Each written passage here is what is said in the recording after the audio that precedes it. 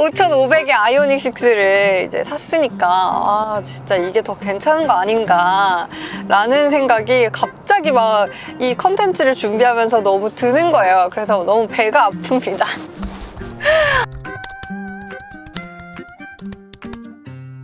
안녕하세요, 차도녀입니다.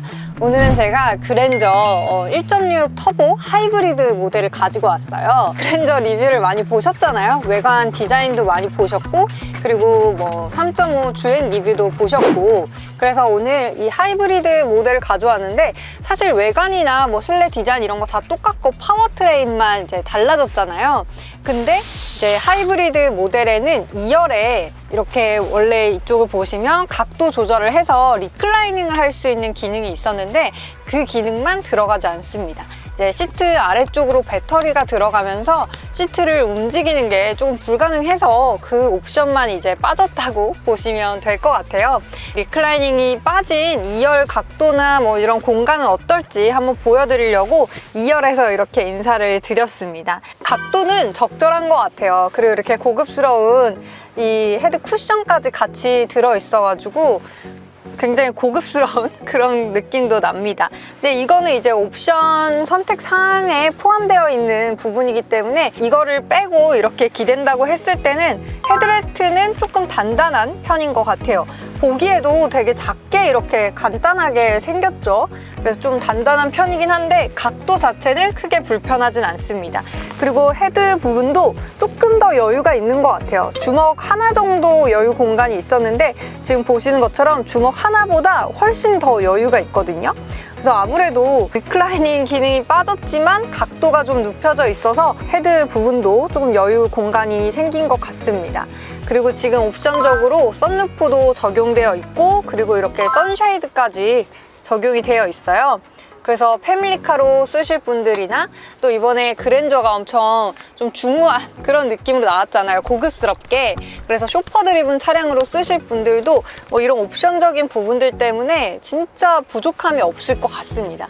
뭐 리클라이닝 기능이야 사실 저는 그렇게 이렇게 세단에서 굳이 필요한 기능인가 라고 생각을 하긴 했었거든요. 그래서 리클라이닝 기능이 없는 이 하이브리드 모델 2열도 괜찮은 것 같습니다. 그리고 이 그랜저 하이브리드가 이번에 출시가 되면서 가격이 좀 많이 오르긴 했잖아요, 그랜저가. 그래서 하이브리드 모델을 살 거면 차라리 K8 하이브리드를 사라 이런 말이 나올 정도로 K8 하이브리드를 아주 가성비 차로 만들어주는 그런 가격으로 이제 구성이 됐는데, 제가 가솔린 모델로는 옵션 추천을 한번 했었잖아요. 근데 뭐 하이브리드 모델도 거의 비슷하더라고요. 그래서 옵션을 하이브리드 모델로 다시 한번 보면, 제가 그때 가성비 옵션 추천을 할 때 사실은 첫 번째 트림을 추천을 하고 싶었는데 거기에 이제 패밀리카로 쓰실 분들이 많으시기 때문에 이 메모리 시트가 안 들어가는 부분이 있어서 그것 때문에 어쩔 수 없이 제가 두 번째 트림에 옵션을 하나 정도 추가를 한 거를 그렇게 추천을 했었는데요. 제가 이번에 그 그랜저 오너뷰를 하면서 어떤 오너분을 만났는데 제일 낮은 트림에 옵션 몇 개를 넣었는데 시트나 아니면 실내 구성이 진짜 거의 풀옵션이랑 비슷하더라고요. 그래서 이 정도면 진짜 이 메모리 시트 하나 정도는 포기하고 조금 더 저렴한 가격으로 옵션 구성을 할 수 있지 않을까라는 생각이 들더라고요. 그래서 이 하이브리드 모델로 한 번 더 가성비 옵션 추천을 한번 해보도록 하겠습니다. 제가 제일 기본 트림도 괜찮다고 한 이유가, 기본 트림을 간다고 하더라도 뭐 이런 클러스터나 내비게이션 그리고 기어가 바뀌는 게 아니라 이 구성은 똑같이 들어가더라고요. 여기 보이시는 이 디스플레이 있잖아요. 공조 조절하는 것만 터치식이 아니라 물리 버튼으로 들어가는데, 사실 저는 디자인적으로는 그것도 크게 나쁘진 않았어요. 하지만 어쨌든 이번에 새롭게 들어간 이런 부분이기도 하고, 또 외관적으로 나는 남들과 다른 게 싫다 하는 분들도 계실 거기 때문에 제일 낮은 트림에서 130만 원짜리 플래티넘 옵션만 선택을 하더라도 아래쪽에 이 풀터치 공조가 들어가고 무드램프도 추가가 되면서 빌트인 캠이랑 19인치 알로이 휠로 변경이 됩니다. 저는 이렇게만 넣어도 괜찮더라고요. 뭐 선루프나 헤드업 디스플레이 같은 건 선택사항이긴 한데 저는 개인적으로 헤드업 디스플레이도 속도계를 볼 때 빼고는 크게 이게 뭐 엄청난 도움을 받는다 이런 느낌은 없긴 하더라고요. 그리고 그 외에 선택할 수 있는 옵션들을 한번 보면 파킹 어시스트 145만 원인데요. 서라운드 뷰 모니터를 볼 일이 저는 그렇게 많진 않더라고요. 보통 후방 카메라를 제일 많이 보는 것 같아요. 그리고 측방 주차거리 경고, 뭐 후방 주차 충돌 방지 보조가 들어간다고 하는데 기본 옵션에 들어가 있는 전방 후방 주차거리 경고만 돼도 저는 충분할 것 같아서 굳이 선택을 안 해도 될 것 같고요. 현대 스마트 센스 1에도 충돌 경고 시스템인데 이런 안전 사양들을 옵션으로 굉장히 많이 세분화를 해두었더라고요. 기본적으로 들어간 안전사양으로도 괜찮아서 개인적으로는 선택을 굳이 안 하고 싶긴 한데 많은 분들이 이 옵션을 넣고 사고 한 번만 예방을 해줘도 옵션값 뽑는다 이런 이야기를 많이 하시더라고요. 그래서 많은 분들이 좀 선호를 하는 옵션이라서 85만 원 추가하겠습니다. 그리고 나오는 게 프리미엄 초이스인데요. 130만 원에 디지털 키2, 천연 가죽 시트, 통풍 시트, 전동식 트렁크, 무선 충전, 지문 인증 시스템이 포함이 되더라고요. 통풍은 예민하신 분들도 많고 또 전동식 트렁크가 안 들어가면 굉장히 불편한 부분이 많기 때문에 이 옵션은 추가를 하도록 하겠습니다. 그리고 시트도 한 단계 업그레이드가 돼서 생각보다 고급스럽게 들어가더라고요. 그래서 이렇게 옵션을 넣으면 4,578만 원이거든요.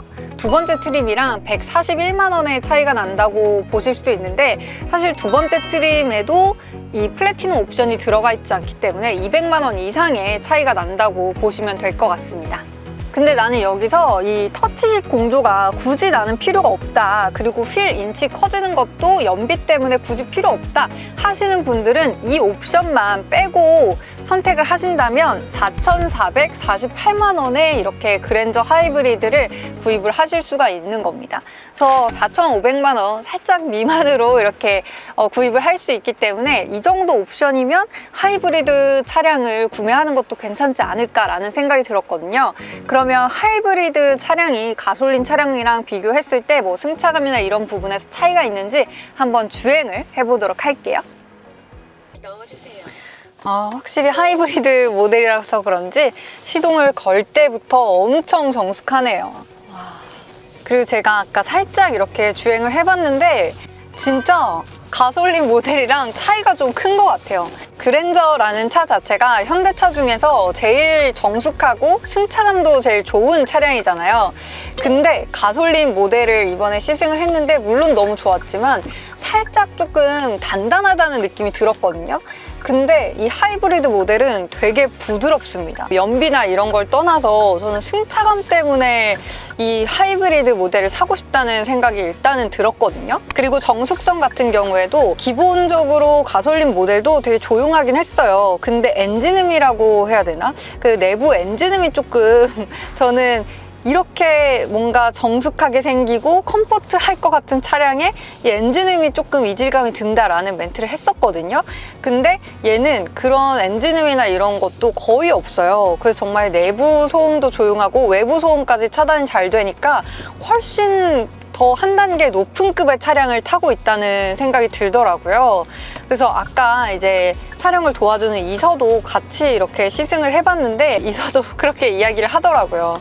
지금까지 같이 시승을 했는데 저번 가솔린 차량보다 훨씬 더 정숙하고 승차감이 좋은 것 같다고. 그리고 드라이브 모드 같은 경우에는 에코 모드, 스포츠 모드 이렇게 두 개가 있더라고요. 지금까지 에코 모드로 주행을 했는데 보통 컴포트 모드가 기본으로 설정이 되어 있잖아요. 그래서 그 모드일 거라고 생각했는데 에코 모드이더라고요. 에코 모드일 때도 뭐 출력이나 이런 부분에서 답답하다는 느낌이 보통 이제 다른 차들은 차선을 변경하거나 그럴 때 좀 느껴지거든요. 근데 얘는 그런 느낌이 안 들더라고요. 그래서 에코 모드일 때도 출력이나 이런 부분이 부족하다는 느낌이 전혀 안 들었고, 그리고 스포츠 모드로 바꾸게 되면 확실히 조금 차가 더 가벼워지는 느낌이 있어요. 그래서 한번 이렇게 탁 밀어주는 느낌이 들더라고요. 그래서 조금 더 스포티하게 주행을 하고 싶다 하시는 분들은 스포츠 모드로 이제 바꾸고 하시면 되겠지만, 뭔가 하이브리드를 이제 구매를 하시는 분들은 연비 때문에 구입을 하시는 분들이 많으시잖아요. 그래서 스포츠 모드가 아니더라도 에코 모드로 두고 평상시에 주행을 하더라도 진짜 뭐 답답한 느낌이나 부족한 느낌이 들지 않습니다. 그리고 앞쪽에 지금 이 충전 중 하이브리드 주행 이런 게 뜨거든요. 그래서 배터리로만 가고 있는지 이런 거를 실시간으로 알 수가 있어요. 그래서 이거를 제가 물리적으로 조절은 할 수 없지만 뭔가 이걸 보면서 충전이 되고 있거나 할 때는 되게 기분이 좋더라고요. 뭔가 지금 이제 주행을 하면서 돈을 아끼는 그런 기분이 든달까? 전기차 오너인데도 확실히 어쩔 수가 없네요.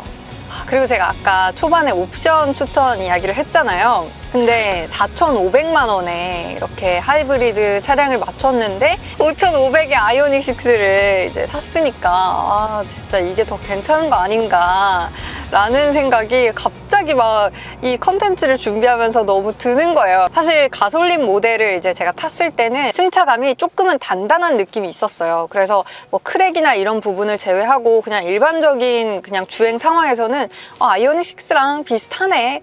뭐 내 차는 유류비가 훨씬 더 적게 드니까 차 잘 샀구나 이런 생각이 들었는데 이 하이브리드 모델을 타니까 진짜 훨씬 조용하고 그리고 훨씬 승차감도 좋고 괜찮은데? 이 하이브리드 갑자기 막 배가 아파집니다. 그리고 스티어링 휠 느낌이나 이런 거는 가솔린 모델이랑 비슷한 것 같아요. 딱 이 두께라든지 아니면은 뭐 조금 묵직한 느낌이라든지 이런 부분은 거의 동일하고요. 그리고 저는 지금 아이오닉 6 타면서도 이 내비게이션을 자체 내비게이션을 쓰거든요. 근데 괜찮은 것 같아요. 이렇게 몇 차선으로 지금 주행을 해야 되는지도 알려주기 때문에 저는 다른 그런 내비게이션보다 훨씬 더 편하게 잘 쓰고 있습니다.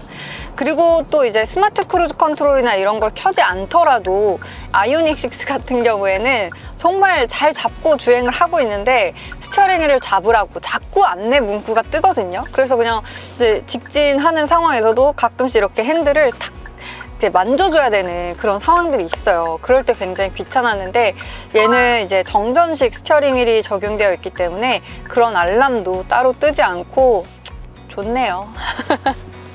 그리고 이 그랜저 하이브리드 모델 같은 경우에는 거의 한 연비가 20 정도는 나온다고 하더라고요. 근데 실제로 전 모델로 주행을 하고 있는 오너분들 얘기를 들어보면 잘 나올 때는 뭐 20 중반까지도 나온다고 합니다. 그래서 그런 거 생각하면 뭐 유류비적인 부분에서는 당연히 부담이 없는 그런 수준일 것 같고, 그리고 이제 가솔린 모델이랑 비교를 했을 때 보통 15,000km 정도 연 주행을 하시는 분들은 한 4, 5년 정도면 이 유류비에서 차값의 그 금액 차이를 뽑을 수 있지 않을까라고 이제 생각을 하거든요. 근데 또 세금적인 문제나 이런 걸 생각해 보면 저 같은 경우에는 지금 아이오닉 6를 3개월 정도 주행을 했는데 벌써 5,000km 가까이, 거의 무슨 배달차 마냥 이렇게 주행거리가 좀 많이 나오고 있는데, 저 같은 경우에 이 그랜저 하이브리드 모델을 탄다면 진짜 그 가솔린 모델이랑 하이브리드 모델의 차량 가격 차이를 훨씬 더 빨리 이렇게 상쇄할 수 있지 않을까라는 생각이 듭니다. 그래서 주행거리나 이런 부분을 잘 생각을 해서 차량 가격을 고려해서 이제 선택을 하시면 될 것 같습니다. 어쨌든 하이브리드 모델 고민되셨던 분들에게 많은 도움이 됐으면 좋겠고요. 오늘 영상은 여기서 마치도록 하겠습니다. 구독, 좋아요, 알림 설정 많이 부탁드립니다.